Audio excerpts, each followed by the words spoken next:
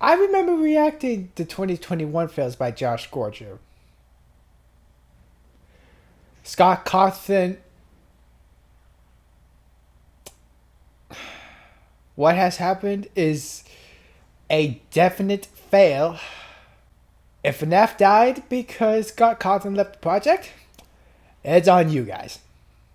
I mean, I don't play FNAF. I'm just in it for the story. Plus, it inspired VHS horror tapes. Okay, alright, so. 2022 fails. This is gonna suck.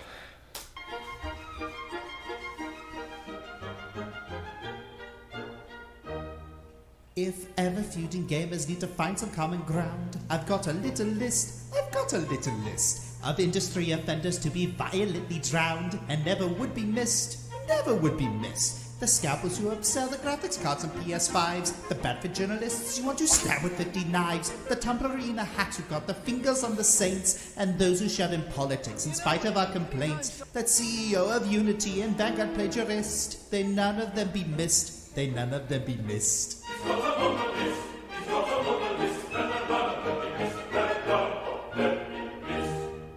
The brats who look through YouTube vids of all the music scores and of the story's twists, they're going on the list. The dolts who said to shut down all the online gaming stores, the classics they delist, they're definitely missed. The Halo TV writers as they never played the games, at least the Sonic movies and Arcane were not the same. Kotaku's newest nag who thinks himself a connoisseur, who's whinging when she want to summon let me solo her. The pious localizers who will never get the gist, they none of them be missed.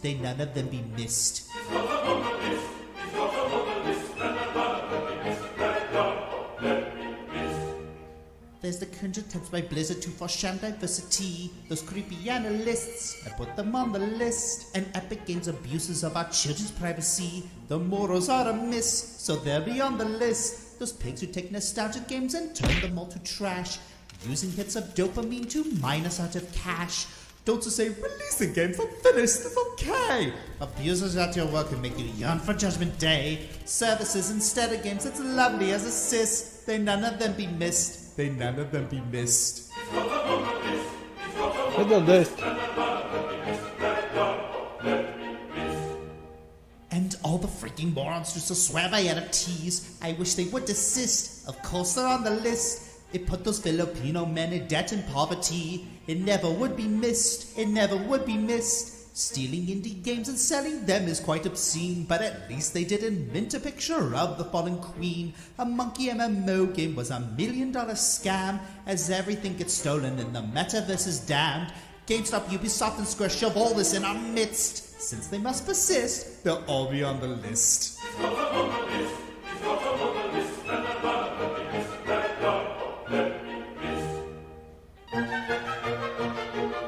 Number 10. When you're a successful company that people love and get monetization in more ways than one, there's a temptation to rest on your laurels. But if you still make great products that fans love, then why fret? Sure, people may question your business approach, but you're still doing your job however you can, the best you can. Hopefully. But when you stop doing that, get ready for the backlash. Let's look at Exhibit A, Team Fortress 2. What was once a colossus among online first-person shooters is now a rundown saloon where snipers on Beyblades hang out. The game has not received any major update since Jungle Inferno, which even then was pushed long after another content drought. The game has been so poorly attended to that a fair share of smarties thought it'd be more fun to leak the game's source code and turn the game into a Wild West for bots galore. For years, TF2 has been almost unplayable, and people have been begging and protesting for Valve to give a darn about anything again. Fix the problem, add new content. Like, wasn't there supposed to be a heavy or engineer update? Heck, there are tons of content fans are practically gift wrapping for the devs to use in an official update. And after 5 years of practically nothing, Valve finally gave us a slew of updates. And that's the big update? They didn't even slew of updates. And what's the update? Fix the spy being able to disguise after. That's the big update? They didn't even fix the bot problem! What a rip. Now, don't get me wrong, we still got a lot of new maps and items for Scream Fortress and Smithsmith as of late, so there is actual new content to be had, but not only does it still pale compared to an actual big update instead of a seasonal one, the underlying problem is still there!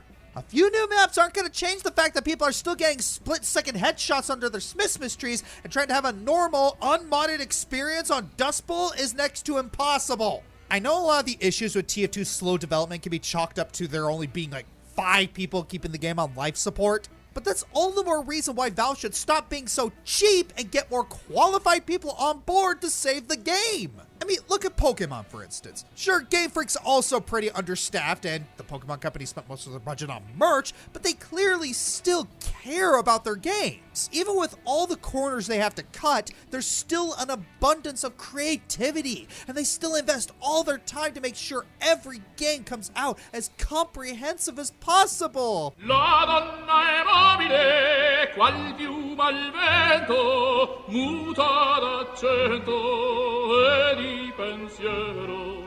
Yeah, let's talk about that. Exhibit B, Scarlet and Violet. The gameplay is one of the series' best yet. I'm having a ton of fun with it, but good golly, is there absolutely no excuse for the glitches and poor optimization when you're the most profitable video game franchise on the planet? I've tolerated a lot of long-standing issues with this series because none of it are anywhere near game-breaking. Sword and Shield, for instance, cutting the national decks in half, fine. You want to draw more attention to the new Pokemon, and I can respect that. Copying animations and models from one version to another, I can accept that too. There are like 1,000 Pokemon now. There's a fair corner to cut. Low-res textures? Sure, whatever. Not fantastic, but it's a bright and cartoony game. I can still suspend my disbelief. But here, performance-hindering memory leaks, textures not loading, models missing, and this? Nani? Yeah, no, gloves are off. They could and should have taken their time to polish this game. We already have Legends Arceus from January. We can wait another year. I don't think it surprises anyone that Pokemon has gone the way of Call of Duty and become a fierce part of rush culture. Considering the signs have already been painted ever since the abrupt conclusion of Generation 6, unless both the Pokemon Company and Game Freak get their act together and consider their approach, we might see gradually worse offenders in the future.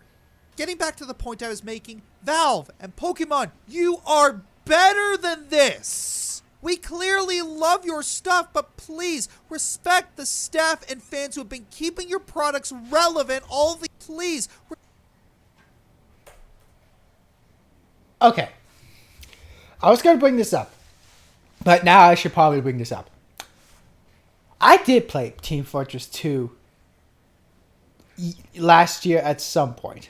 However, that was only for a week. This particular Man vs. Machine, the Halloween part, I played it a few times. I did play too much Team Fortress 2. I got into Man vs. Machine and played maybe a few servers, 1 or 2, which is pretty much achievement servers where you could do many things to unlock achievements easy. I have never ever once came across any of the problems. But then again, I'm not a Team Fortress 2 fan. I just enjoyed the Team Fortress 2 videos, especially back in 2010s and maybe the 2000s, because of the birth of the internet. And a couple of Team Fortress 2 videos that, just like Bailey in the Productions videos, has inspired me to use Gary's Mod and SFM to make content. Avengers Part Chapter 1 is coming soon. I'm just waiting for the voice actresses to send me the lines. But seriously, I've never came across this problem. So, thanks, Josh, for bringing it up, I suppose. Even though I have never came across it. Am I just lucky because I am ignorant and haven't played too much? Respect the staff and fans who have been keeping your products relevant all these years. The reason this is only number 10 is that in the end, all of these feel less like criminal intent and more like personal slights. The only thing actually abused here, as far as we know, is our goodwill and our wallets. All we can do now is hope these two have their fair share of eye-openers and what they must do to improve. No one wants to see these two become the next Bethesda. Number Summer 9. of 2022, Kotaku swooped in with some shocking evidence, an expose on the horrendous, downright deplorable production history behind Fallout 76, and... I am shocked. Shocked.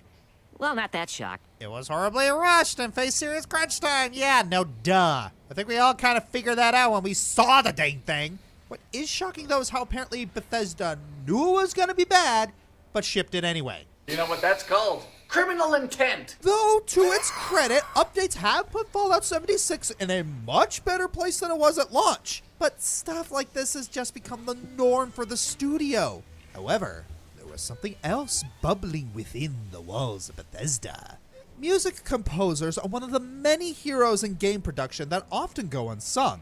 Much as gaming music has become widely loved and appreciated even by people who don't play themselves, it can be rare for musicians to receive any recognition for their work compared to voice actors or directors. One of the few to break out of this is Mick Gordon. First gaining traction with his work on stuff like Need for Speed and Wolfenstein, he became a breakout hit for his work on the Doom 2016 soundtrack.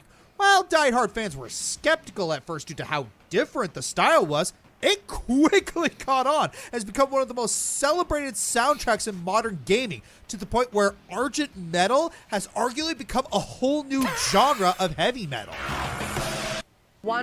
I'm seriously thinking at some point in the future that whenever my characters, one or two of my Avengers, when they get this super mega ultra gun of death, I'm thinking of using the Doom soundtrack, especially the BFG division.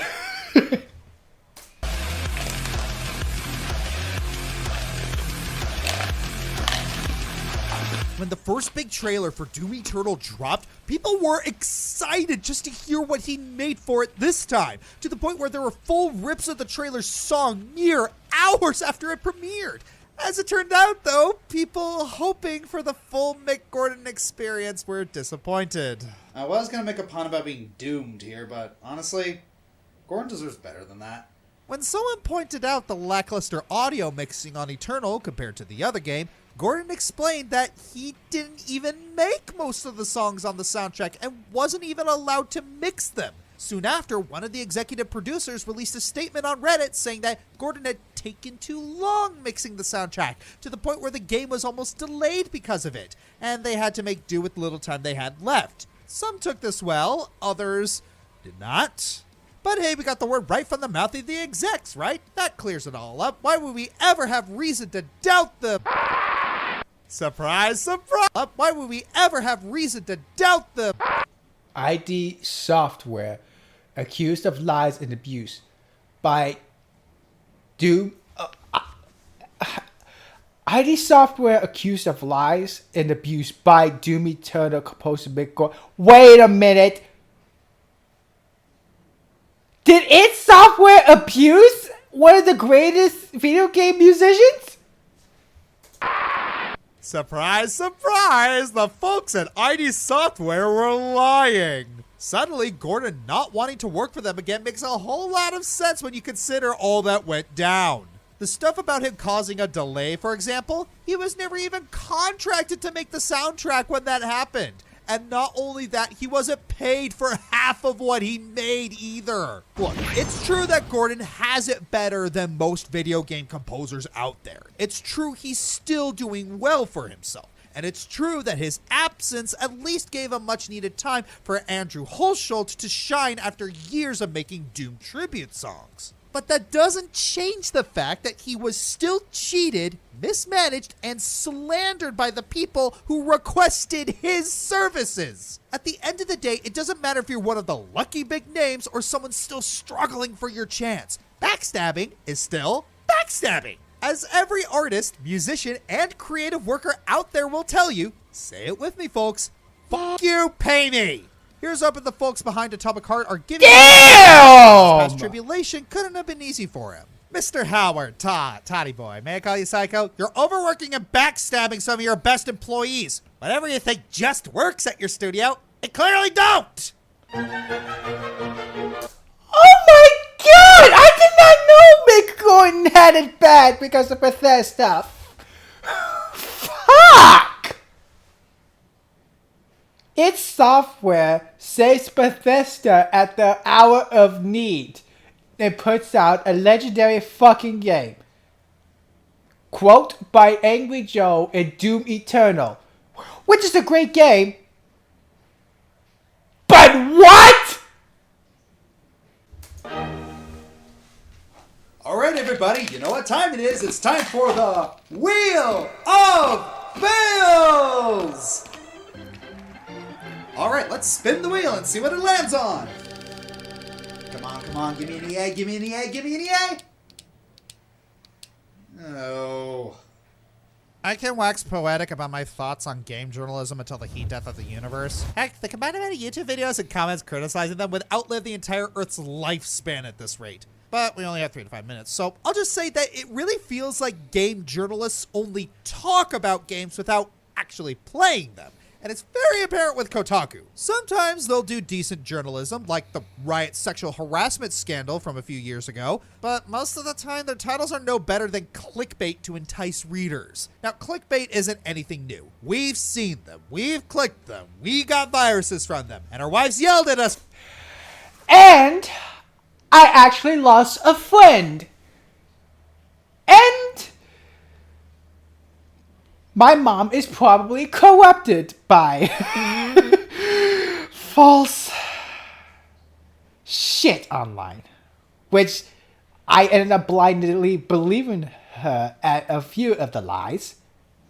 And I end up losing a friend because of it, who is a wonderful, talented artist.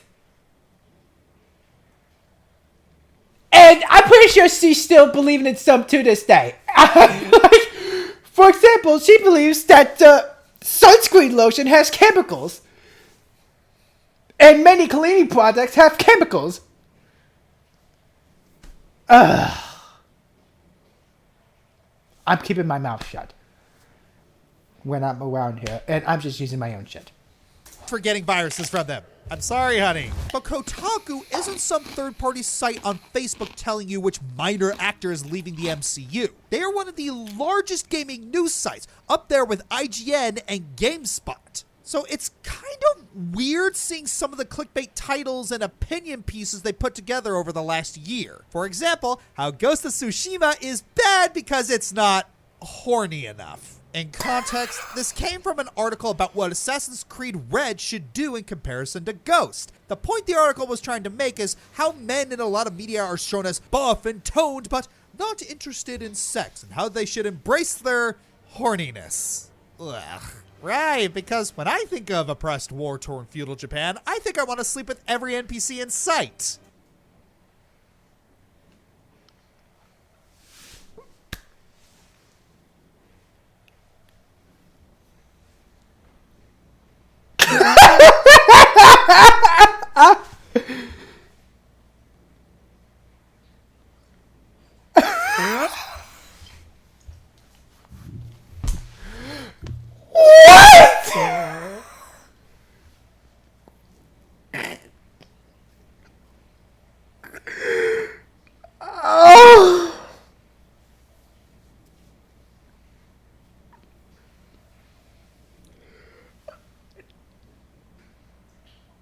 You can't be serious. You cannot be serious.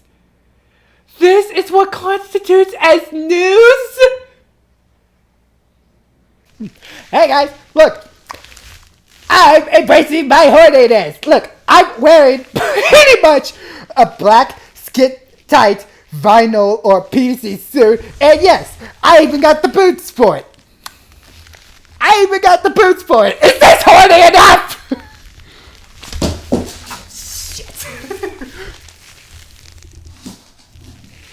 Okay. We're just gonna go over. We're just gonna watch Well, not the rest of the list. I'll take this off, don't worry.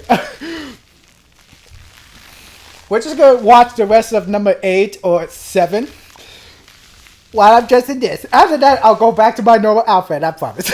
But I'm putting this on just for this. Because when I think of oppressed, war-torn feudal Japan, I think I want to sleep with every NPC in sight. Or, if they look as good as I am. Look, you don't have to shove sexiness into everything. If you're looking for a horny game that plays well, just go buy Genshin Impact. I want to have sexual relations with you right now!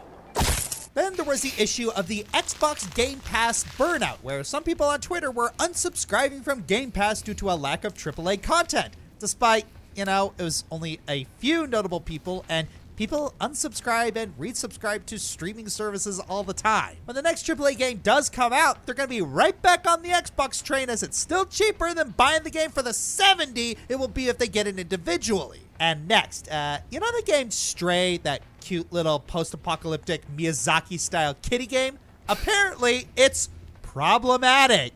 Yep, got a real big brain think piece here called The Art Style of Stray, Cultural Appropriation and Techno-Orientalism. And what do you know? It's another case of Speedy Gonzales syndrome, and most Asians don't actually care. Don't you just love it? Harsh minorities. I'm speaking for you. Lastly, there was the whole debacle where in August, a sexual harassment complaint was filed against Nintendo. Oh no, this is serious. We need to look further into this. Allegedly, a lady who got stalked was told by said stalker that if she reported him, she'd be fired. Wow, that's certainly bad if true. It should be investigated. Surely Nintendo will pull an Actibliz and cover it. Oh, they're actively investigating these claims as shown by a leaked internal memo.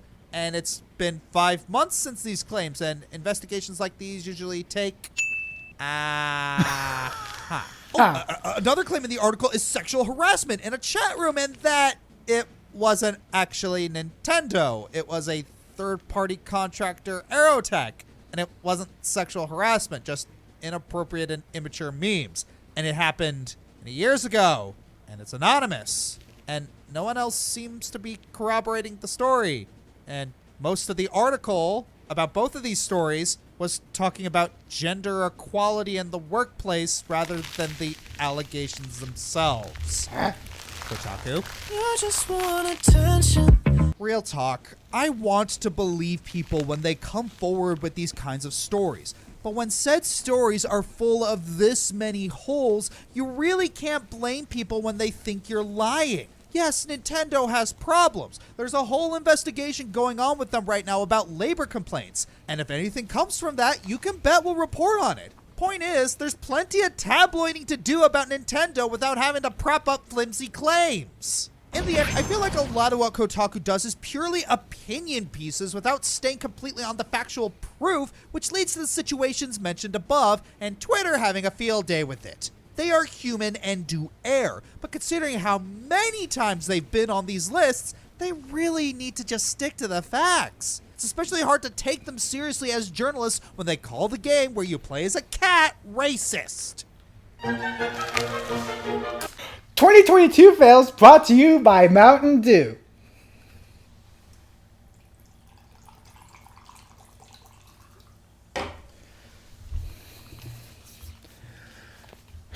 Okay, I'm back in my normal outfit. Now sit.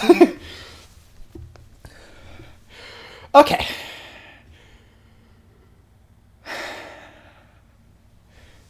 No more of that gimp suit shit.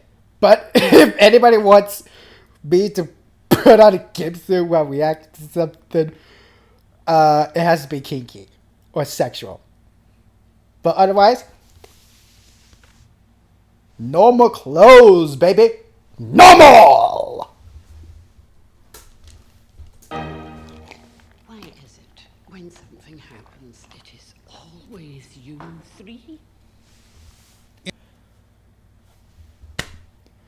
After the out, which takes 5 seconds. It's kind of funny in a dark way. With all the horrible revelations and blunders we've seen from Ubisoft, their fails list from 2019 feels so quaint by now. And you better believe that 2022 couldn't give them a break. Not that they deserve one, but so much has happened this year. Where to start? Well, for one, they cut off support for Hyperscape, Watch Dogs Legion, and Ghost Recon Breakpoint. Wow, and we were so close to winning a pizza party for most days without a live service shutting down. Well, we'll always have the Stadia crap. To be fair, at least one of them is still playable. Another was completely shut down, and the other... Ooh, well, we'll get to those later. Speaking of, they canceled quite a few games, which honestly feels like a blessing. Why does it feel like a blessing? Having a project people probably worked very hard on being canceled isn't supposed to be a good thing. It's like suddenly deciding to remove their games from Steam. Oh wait, they tried to do that too. Well, to be fair, they caved and didn't pull all of them off, but it still feels hollow when games like Assassin's Creed 3 Liberation still feel broken and annoying to buy. Why did they decide that this is a good idea? If someone could explain Ubisoftian logic to me, I feel like it would transcend existence. And just to rub salt in the wound, their stocks are at an all-time low. Okay, in all fairness, a lot of people are at a low point, but this just feels satisfying. What's that? You think I'm being needlessly harsh and unprofessional with Ubisoft? Yeah, if you saw all the misconduct reports within the company, you'd change your tune. Plus, how can you expect me to be professional when they gotta be bitter Betties towards other people's success? Yeah, you know Elden Ring, which would eventually become the game of the year? At the start, its world was praised for being more immersive than a lot of Ubisoft games since it had so few intrusive elements to let you freely explore. Meanwhile, Ubisoft's open worlds are often criticized for being samey, handholdy, and obvious. Now, that's not necessarily bad. Heck, it worked great for Far Cry 3, but when all their games use this format, it gets old. And does cranky old Mr. Ubisoft try to take the criticism with grace and dignity?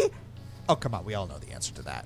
Oh, check out the salt explosion on these intercontinental ballistic tweets. Dissing their competition just because they did what they obviously couldn't. Because yes, instead of trying to fix our problems and accept that we need to better ourselves, let's just undermine the more successful guy. That'll make us feel better. Fortunately, this entry does come with a happy ending. Well, a fail for Ubisoft, a win for the devs. With the company in the state that it is, several devs decided it just wasn't worth it anymore, and thus the great exodus begins. Protests, walkouts, liberation! Of course, Ubisoft tried to buy them back by offering pay raises, where upper-level devs get an even higher wage while the lower get a small boost. Wow, you can't even do desperation right. To sum up, karma finally caught up with Ubisoft, and it's only gonna get worse from here if they don't shape up. Good. So number 7, it's really more of a happy fail. Kind of like how with there's a movie scene where it's so bad it's good.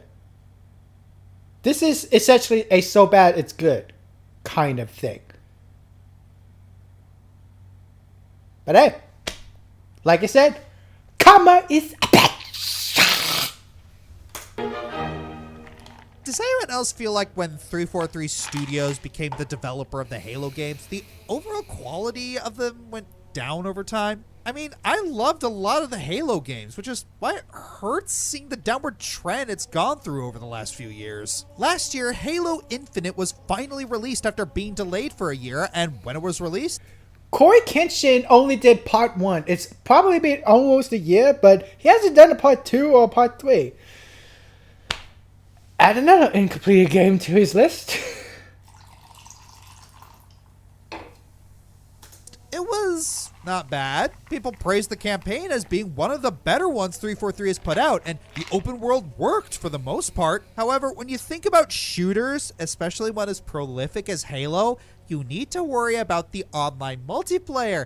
And clearly someone's been borrowing Blizzard servers. High ping when connecting, a super tedious grind with the battle pass, and lack of actual decent rewards when you do the grind made people fall off the game real quick. In a month or two, Infinite's player count went lower than even Battlefield 2042. We'll get to you. Wait your turn. In the years since then, 343 hasn't really done a lot to fix it. They've been slowly adding in new maps and modes, but it wasn't until November of this year that we finally got online co-op and Forge mode. Two things people have been clamoring for months, and Halo 3 had on launch day. Xbox Game Studios said 343 is needing to refocus and will continue to work on updates to make sure the game is better in the future. So hopefully with that winter update, the game will see great things. Is that it? It's kind of high for that. I feel like I forgot something. Oh, right! The TV show. Yeah, all that makes sense now. Yeah, you remember that? Well, of course not. You're all still watching House of Dragon and Andor. You saw the first episode, fell asleep faster than you did watching Rings of Power. I never did. And then went on Twitter to go, #NotMyHalo. How the heck do you do a Halo show badly? Even if you don't follow the games, there are many novels you could have taken from to do a great show. While it has good action scenes, the elements it does take from the games and other source materials are superficial at best. Besides that, it got heavily panned for characters not acting like they would in the games, and the overall story just gets worse with each episode. Compared to the games, it just felt disjointed. And this is the same series as ODST and Guardians. Why did they do so badly? Well, for one, the showrunners never played the games. That explains everything. There are other things I could mention, like Cortana. Like how, I don't know, Roland didn't watch any of the Godzilla movies and did Godzilla Dirty in 1998 movie, which is a giant guilty pleasure for me, BD dubs. But there's another case that the Godzilla anime trilogy, the director did not watch any of the Godzilla movies or something, or follow the source material. But it's worse. 1998 is entertaining. The anime trilogy, especially the first film, was not. Oh, and you want to know what made me rage quit the rest of the trilogy? They turned Mechagodzilla, one of the most iconic Godzilla monsters, into a city. They turned a monster into a city. It doesn't have that. Godzilla pretty much still has less than 5 minutes of screen time in each movies. I pretty much rage quit it. Being a borderline necromancer, or the sex scene technically being Ace Erasure, or just do a full character study of #NotMyMasterChief. But I'll end it here. Season 2, yes, for some strange reason, the show is getting a season 2, having a different showrunner, so hopefully it'll be better. Can only go up, right?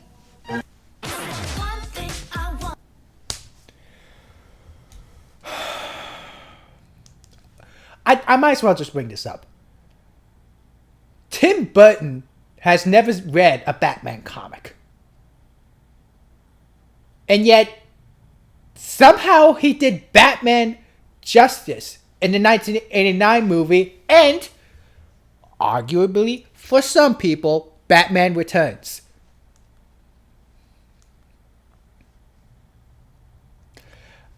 But here's the thing. I'm pretty sure Tim Burton just got lucky that even though he didn't follow what the series is about, he just delivered it big time back in the early 90s. And pretty much gives us one of the best and sexiest Catwoman's ever. But seriously, not following the source material, it's a recipe for disaster. If you want to bring your own twist into it, at least have it make sense. Or at the very least, just make it different, but Shin Godzilla, they did a different take with Godzilla. I'm not sure it was run by guys who read the Godzilla source material, but Shin Godzilla was different than the majority of Godzillas. But it worked, and some people were just like, that's different. But in terms of Godzilla lore or stuff, yeah, I can buy that. If you're gonna do something different, at least have it so that people will be like, yeah, I can buy it. If you don't follow the source material, it's a recipe for disaster. And if you somehow turn out a good hit, you just got lucky. Tim Burton got lucky. Let's look forward to the 35th anniversary of Final Fantasy. You said it. I'm gonna go full NFT next year and tell everyone to suck it. Yep, that pretty much sums it up. We don't have to do the entry anymore. We still gotta do the entry. Crap. Wow, Square. Just wow. There isn't enough time in the day to go over the insane year you had. All this goodwill just out the window. You ended last year with frickin' Sora and Smash Bros. And this year you started your CEO saying he's going to invest more money into blockchain and metaverse technologies. And yes, we will talk about NFTs too. Trust me. I know. The only thing I know from NFTs is that South Park post-COVID said it's bad. I mean, South Park does social commentary and shit well, and funny, I might add. So, I took their word in saying that NFTs were bad.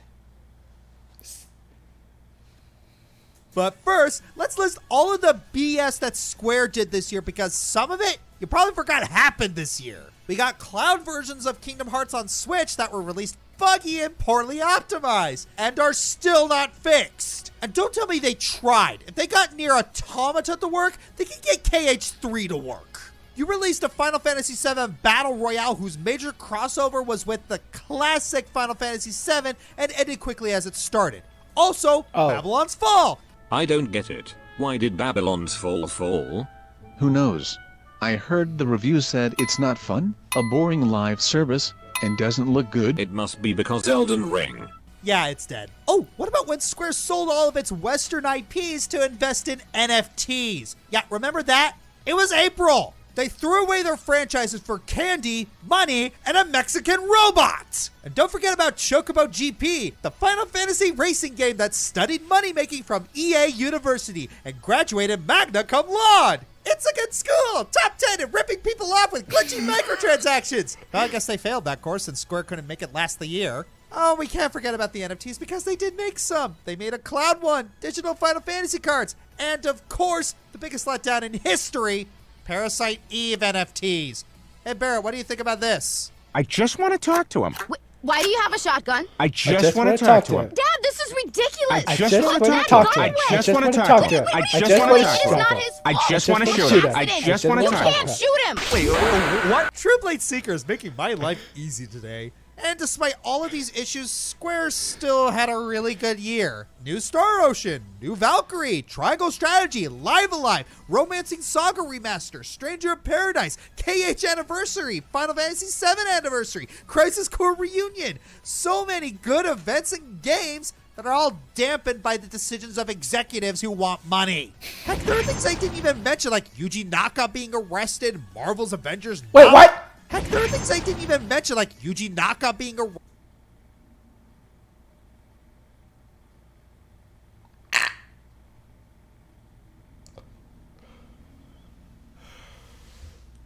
You're the chosen one! Arrested, Marvel's Avengers not being dead, and comments about representation in Final Fantasy 16. I love Square, but man, they need to get their crap together. That's how 2023 will be better. EA. No! What? Sorry, force of habit. No, we didn't mess up the order. There's plenty of stuff worse than EA this year. Relatively speaking, this was a pretty tepid year for EA. That said, they're still on this list and this high for a reason.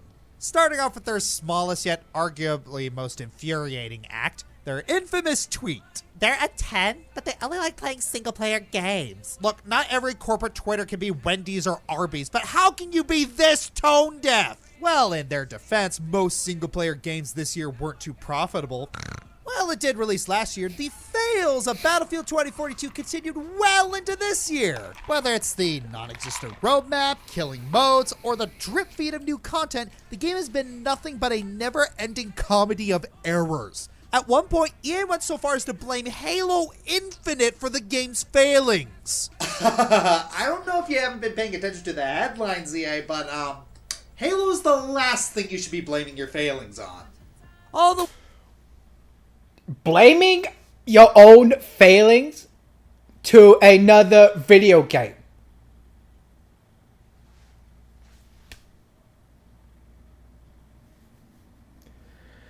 I seem to recall some people say that villains or assholes, a type of villains is made by assholes who don't want to acknowledge their own faults and just want to blame others. I mean, I could probably blame someone for blindly believing in something dangerous because she's the one that told me and I just blindly believed her. Or it could be my fault because I simply didn't bother to look it up. Or look for multiple resources instead of just blindly believing her. It could be my fault. It could be her. It could be somebody's fault for telling me bullshit news that got me kicked out and banned from my friend and probably is going to tell bad things about me. Or it might be my fault because I should know better than to just blindly believe someone I love. That despite their good intents, I'm pretty sure they're not the most perfect beings. It can fuck you over unintentionally or otherwise.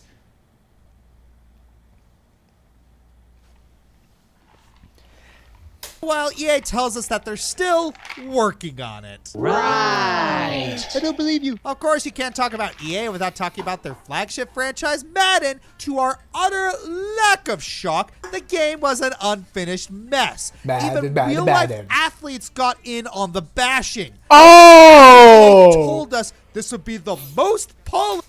Even sports stars decide to jump in on the train? Version in a long time. It's really pathetic that EA is doing so poorly that their older games have bigger player bases than their modern ones. With all this in mind, I'm gonna say something really controversial. I really think that people need to take some responsibility. Every year, we hear about how bad and unfinished EA games are, and people still buy them every time. This is far from a new thing, too. EA, in a nutshell, got it right over a decade ago. So to see people falling for it all these years later just boggles my mind.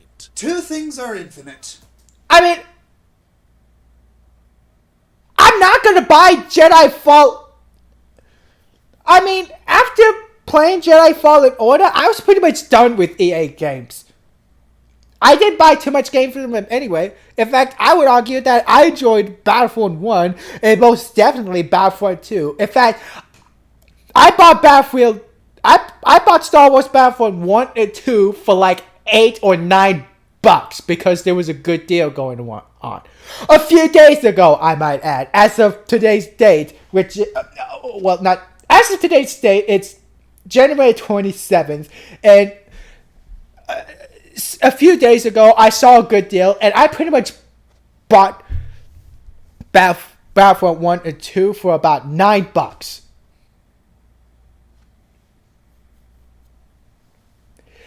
I mean, I pretty much got Battlefront 1 and 2 for Christmas back when I was a kid, but yeah, I don't really play EA games, except maybe the Battlefront games, and even then, I try not to give them my money and such.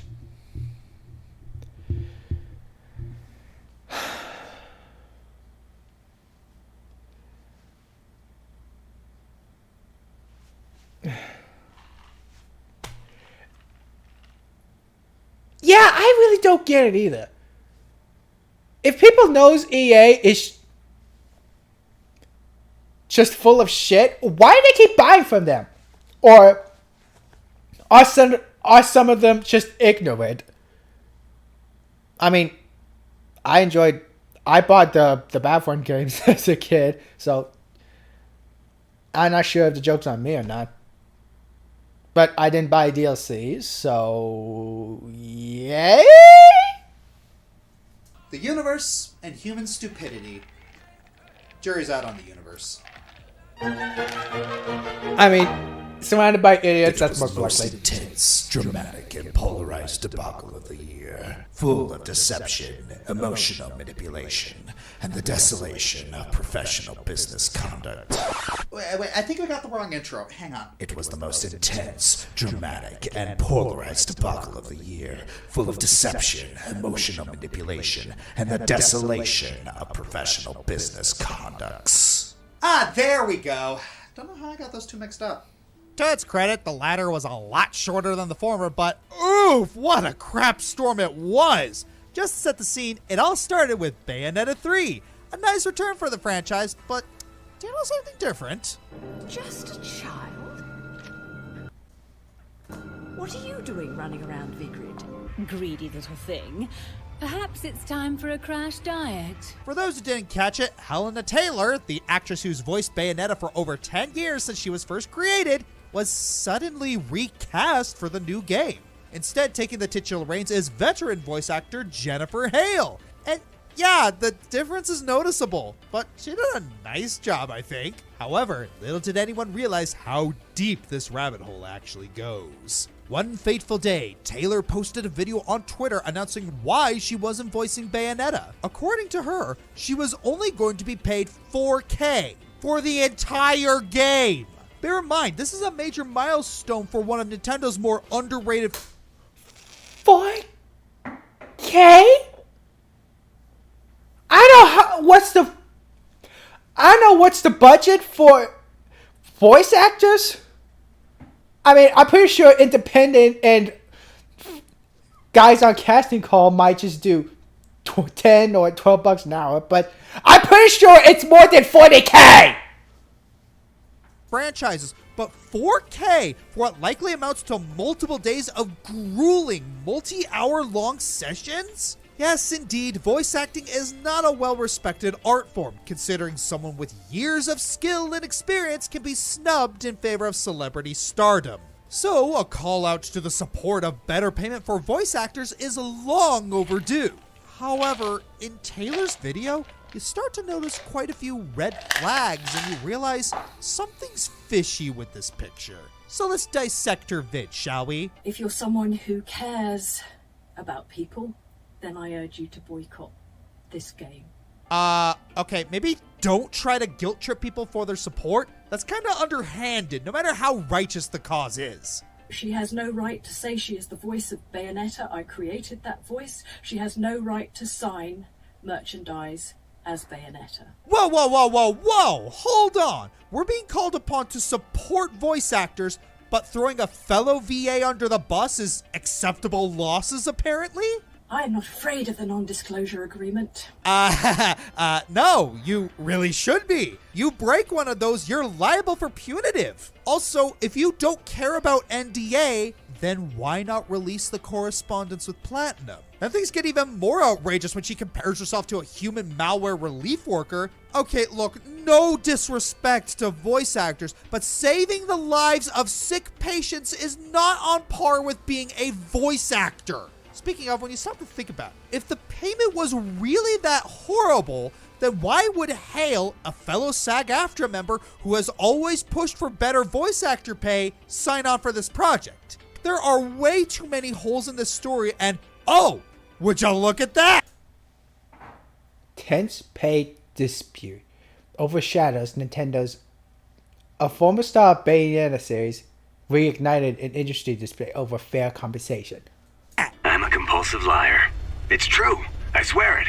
Yep, turns out Helena Taylor's whole spiel was a pile of crap. Jason Schreier, the one good Kotaku journalist, did some research and found that Taylor asked for $100K plus residuals. Platinum refused, but offered her $10K for a cameo, which seems a lot fairer for a shorter role. But nope, she made a big stink and tried to emotionally blackmail her fans, and did the ultimate big brain move of inadvertently confirming all the reports. The cherry on top, she tried to get fans to donate their money to charities that are, way too political for this channel, but that just made her even less popular. So to sum up, Helena Taylor took advantage of an actual noble cause in her fan base, threw a fellow VA under the bus for doing nothing wrong, broke NDA, which left her in the perfect position to get sued, put Hideki Kamiya in an awkward position, which led him to close his Twitter. Though, to be honest, his Twitter wasn't great to begin with. And how did her campaign play out? Well, Bayonetta 3 just won an award for Best Action Game, its sales are skyrocketing, and everyone loves it. So her gambit amounted to, let's see. Nothing! Absolutely nothing! Stupid! You're so stupid! Our champion of workers' rights, everyone. Honestly, Helena could learn a lot from the Has-Been Hotel actors. When their show was finally greenlit for television, they had to be recast with union actors. The fans were PO'd, but the actors understood that's just showbiz. Similar thing happened with Scream 6. Yeah, it's sad they missed out, but it's comforting to know they were professional about it, which is more than I can say for dear old Miss Taylor. Voice actors had little enough respect as it was, and you showed up, poisoned the conversation, and dipped. Appreciate that. So, let me get this right.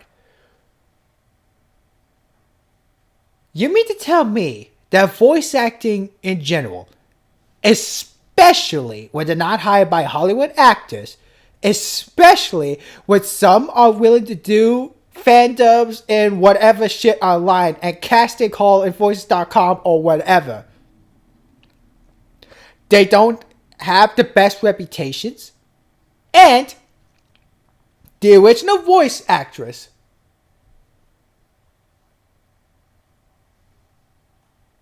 pretty much poisoned it because, well, it sounded like, at first it sounded like she was unpaid.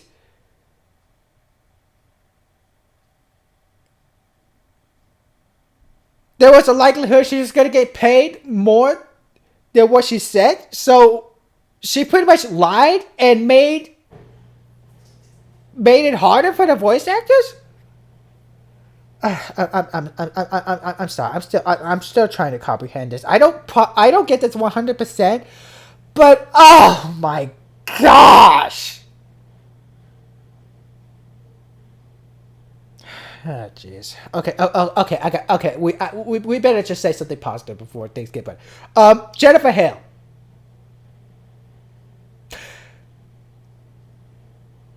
I loved her as Black Cat in the 90s Spider-Man cartoon and kind of wish that she would voice Black Cat again. That isn't a mobile game! Alright, what's next? Up yours, traders! If you're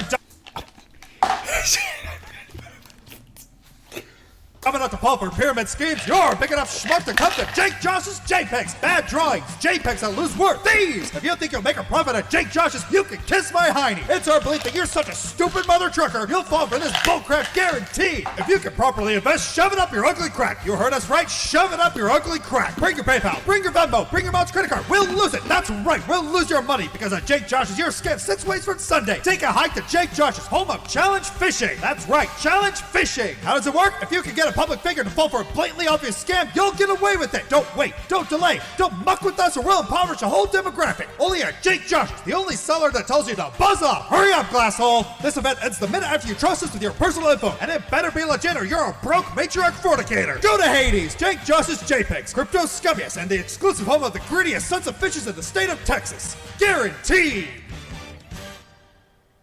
At this point, there's no way you haven't heard of NFTs, even if you've gone out of your way to avoid anything to do with them. Throughout 2021, the internet was absolutely infested with them. And if you're a sane person who saw them for what they were, a giant scam, it was unbearable. Shut up!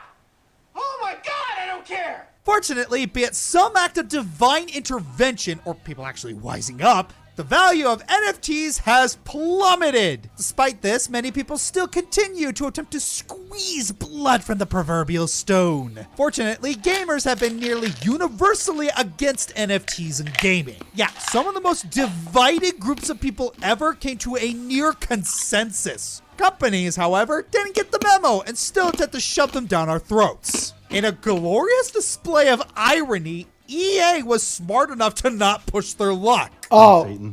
It's Oh, right. I've heard about that. Okay, so EA is pretty much a terrible fucking company. But even EA has standards, apparently. EA is just like, we got to have money. Oh. They don't want us to have loot boxes in Battlefront 2. Such a bitches! But when they see NFTs, they're like, dude, you're evil. And I'm greedy. Ain't that something? EA. Though Ubisoft had no such hesitation. They dived headfirst into the scam with Ubisoft Quartz. To no one's surprise, except for Ubisoft's, it was a complete disaster. So much so, they claimed it was just for research. Right. Liar. Oh, and our good faux friend Peter Molyneux even tried to get into the fun. I think this is the first time people actually hoped something from Molyneux would fail. Thankfully, Microsoft was having absolutely none of it and completely banned NFTs in Minecraft, which led to the standalone attempt to make them collapse. And even the indie scammers, devs, are trying to get a slice of the pie crumbs. Take Untamed Isles, for instance. On paper, it seemed fine. A Pokemon-esque MMO that raised over 4 times its initial goal. Then people found out that the entire thing was nothing more than a glorified crypto game. As a result, the whole thing imploded overnight. Did I mention that the backers didn't get refunds because the devs wasted everything on crypto? You don't have the money, do you? In the end, the only thing that Untamed Isles did was set a new record for how quickly a Kickstarter game could crash and burn. Of course, that's downright laughable compared to the absolute exploitation that was Axie Infinity. This game quickly became the biggest pay-to-earn system around, or as it should be called, pay to be exploited. To make a long story short, it was promoted to low-income Filipinos as a way for them to make money simply by playing games. Of course, the whole thing was just a pyramid scheme with extra steps. I began to think it's not a coincidence that this game was primarily marketed to a financially illiterate demographic. And if that was too difficult for them, why not steal indie games and try to resell them as NFTs? That'll totally work! But somehow, despite all of this, and in the face of millions lost through hacks, people keep falling for these! How can people be so gullible?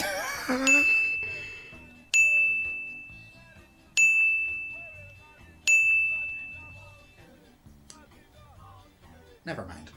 At this point, all we can do is hope against hope that companies finally realize that NFTs are more trouble than they're worth. Even then, it's only a matter of time before the next get-rich-quick scheme, new creative avenue pops up.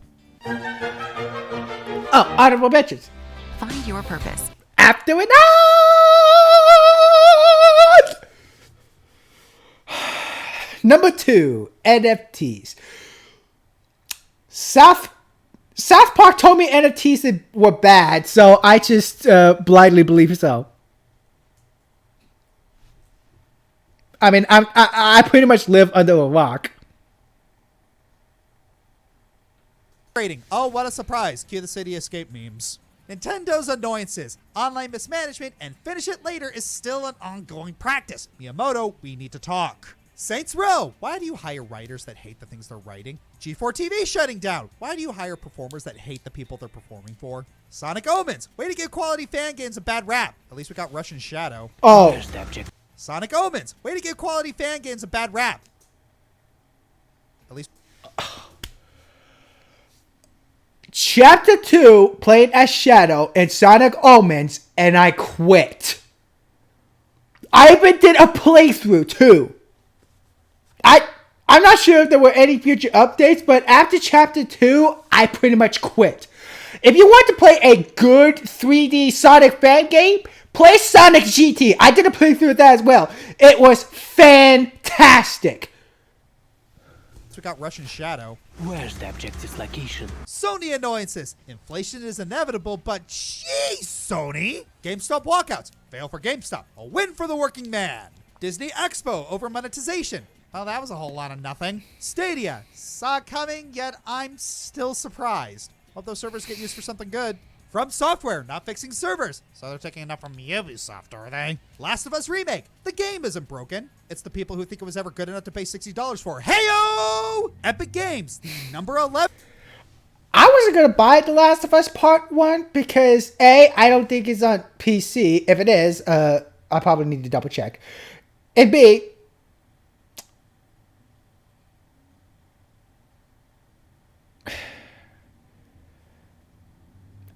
the game's great enough already, and when I was playing The Last of Us Part 2, there was a few gameplay minor changes, which I'm honestly not too big of a fan about. For example, in The Last of Us Part 1 for the PlayStation 4, Last of Us Remastered, if you set enemies on fire, it's like the tiniest bit of fire. It's pretty much death to them. It's death. Whether it's instant or slow, it's pretty much death. But in The Last of Us Part 2, they could just shrug off a little bit of fire. I don't know why. I'm kind of not a big fan of that. I'm not sure if there are some other minor things, but I was kind of put off. Also, The Last of Us Part 1 being $60, pretty much being expensive. Guys, we have The Last of Us Part 1 on PlayStation 3 and PlayStation 4. I'm not sure how much they cost. If they cost less than $60, then, well, why? I mean, if you want to... this is pretty much a game with slight differences, but it's overall the same package.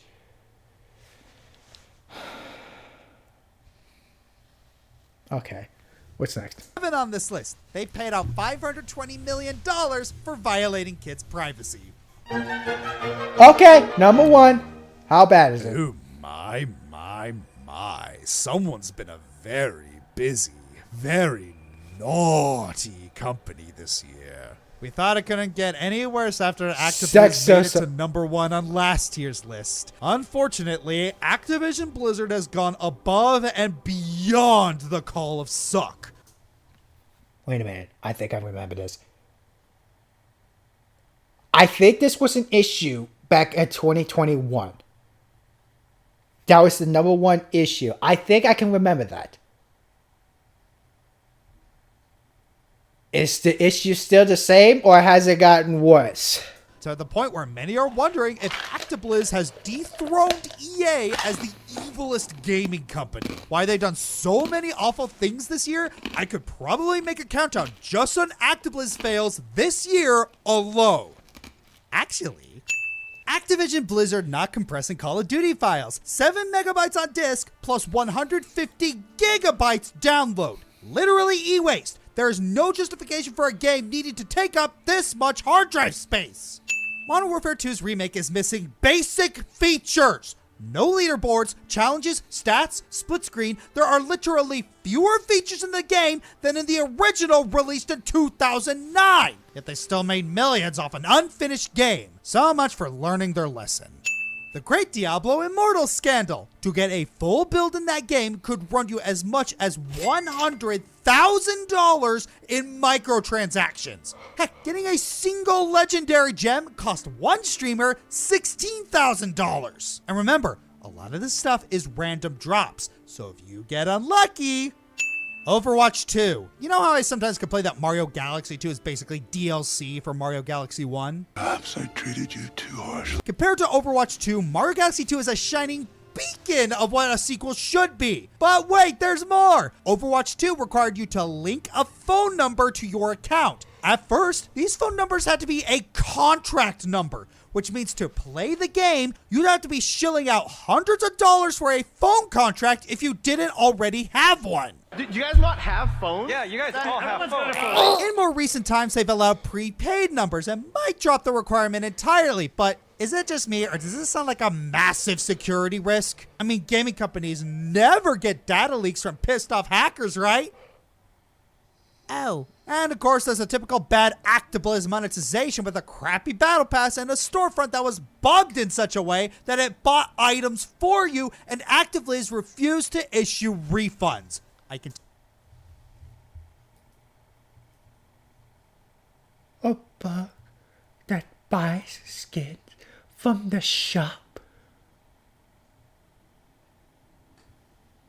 There's a bug that takes your money from your account without any of your consent whatsoever. It's leaking money from you? I continue, but there are more failures to talk about. Oh, God. Literal plagiarism. Call of Duty Vanguard artists stole designs from Dead Drop, Gundam, and even VTubers. For all the brown-nosing Actiblizz did to China, what with silencing Hearthstone players who sided with the Taiwan protests, there's some sweet karmic justice in that China has seen fit to give Actiblizz the boot. Fail for them, win for us! The diversity tool. I wish I was joking, but Actiblizz actually came up with a numerical value system for ethnicities, disabilities, and sexualities in their character designs. And really, doesn't that just tell you everything you need to know? You aren't a person. You are a disability. You aren't a human. You are a skin color. You aren't alive. You are a checkbox. They are so confident consumers will buy anything that matches a flag that they don't even need to consider things like backstory, personality, goals, likes or dislikes. You know, things that make a character a character. It's sad that people's visibility, inclusivity, and representation is being pushed at the expense of their humanity. Bobby Kotick lying about the real reason they're being sold to Microsoft. Yeah, it's all about not shipping Overwatch and Diablo. Totally has nothing to do with the awful work culture and the ramifications of people's perceptions. Is this company just allergic to accountability? Oh, look, they got another lawsuit. This time from the family of someone who got harassed into ending their life. When is it going to end with this black? From the Activision Blizzard. Activision Blizzard sued for wrongful death by employee who killed herself. 69 billion. Okay. It's being sued by family of an employee who died by suicide, with the family blaming the woman's death on sexual harassment and claiming that a supervisor then lied to the detectives about his relationship to her, according to the copy obtained by the Washington Post. Family of someone. When is it going to end with this black hole of a company? Unless someone like you cares a whole awful lot, nothing's going to get better. It's not. I'm the Fiery Joker, and yeah, I joke about needing the content, but I still want this industry to improve. I'd like to see the day where I don't have to make these kinds of countdowns. But since I have no ounce of doubt these problems shall persist, their folly shan't be missed, they'll all be on the list.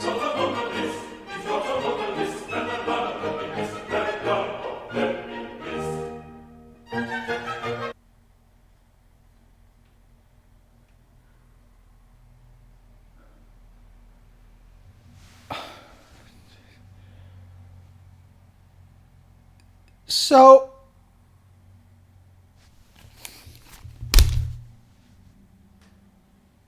you mean to tell me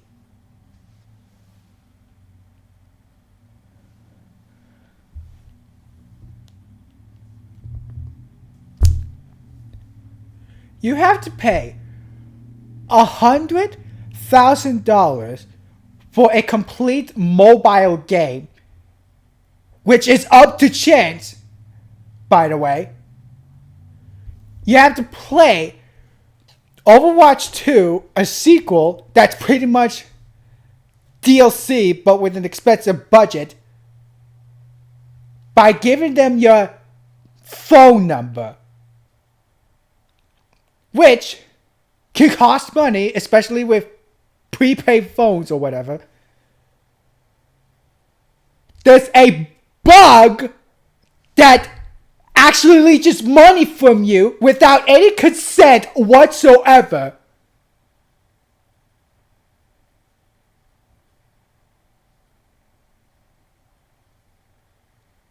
And they sexually harass a woman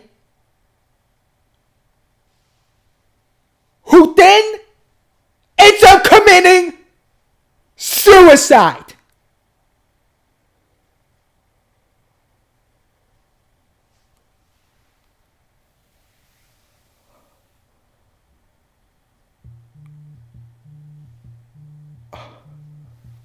Sorry, hold on a minute.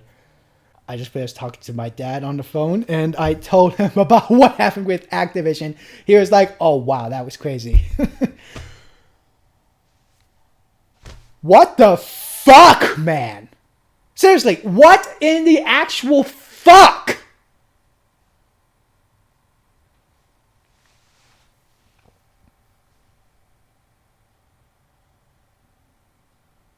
Activision and Blizzard are pretty much scums of the earth now. I thought EA was a scum of the earth that's greedy, but no. No. EA are sons of bitches, but they're sons of bitches who at least has standards. But a few companies, they don't with NFTs. Activision and Blizzard, the fact that you have to pay $100,000 just for a complete game, which is up to random chance. The fact that Overwatch requires you to have a phone number, which is very likely to cost money, especially there's a bug that leeches off your money, and they cause someone to kill themselves due to sexual harassment. Oh my god. Okay. Guys? Please do not support. Please do not buy anything from Activision and Blizzard. If they're not going to learn, let Karma take care of them. Don't give them any money. Come on, guys. After knowing this information, do you really want to give those sons of bitches your money? I mean, seriously?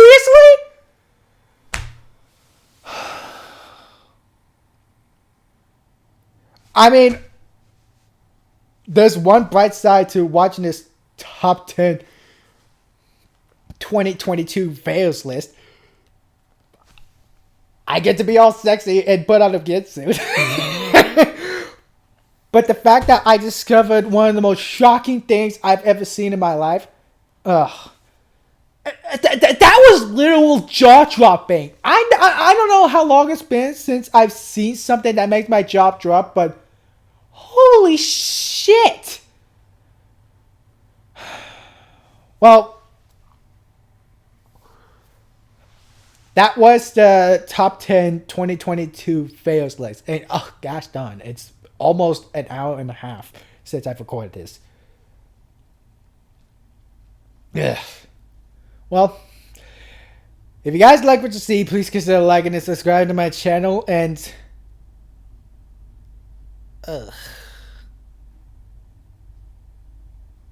suicide by sexual harassment.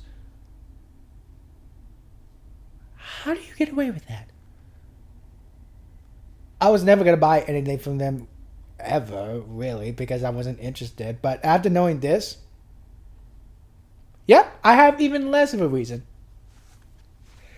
Bye, guys.